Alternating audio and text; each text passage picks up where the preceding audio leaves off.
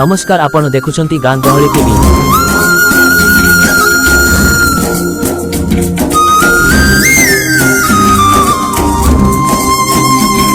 जीवन जेबे सरी जाए 155तम शव सत्कार सेवा 5 जुलाई अस्तरंग ब्लॉक अंतर्गत मौजा कुहुडी ग्राम बस्तडीहर विशिष्ट व्यक्तित्व तथा अंचलर सुपुत्र स्वर्गत रघुनाथ बारिकंक 70 वर्ष बयसरे परलोक होई जाइछि। तांको वियोगरे समग्र अंचलरे शोकर छाया खेली जाइछि। स्वर्गत बारिक जणे मेलापी परोपकारी और समाजसेवी व्यक्ति भावे अंचलरे सुपरिचित थिले। तांको अकाल वियोग अस्तरंग माटी पाई एक अपूरणीय क्षति।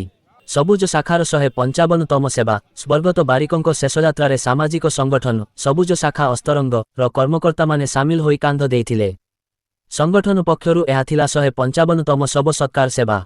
नारंगी और नील पोशाक परिहित संगठनर सदस्य माने थिला उपदेष्टा दिवाकर छाटोई नेतृत्वरे। सभापति रमाकांत बस्तिया अस्तरंग ग्राम पंचायत सरपंच रामचंद्र कांडी उपस्थित रहिथिले और सबुज शाखार सभ्य सभाधारकु फुलमाଳରେ सजाई गां दांड देई शमशान जाए पहुंचाइथिले। स्थानीय अंचलवासी सबुज शाखार एही निरंतर मानविक सेवाकु उच्च प्रशंसा करिसंती। वृक्षरोपण ठारू आरंभ करी शेषयात्रा जाए संगठन लोकंक सुख दुखरे छिड़ा हेउछि। स्वर्गत आत्मार सदगति कामना करिबा सह शोकसंतप्त परिवारवर्गंकु गभीर समवेदना जणाउछु। नमस्कार आपण देखुछंती गां गहळी टीवी।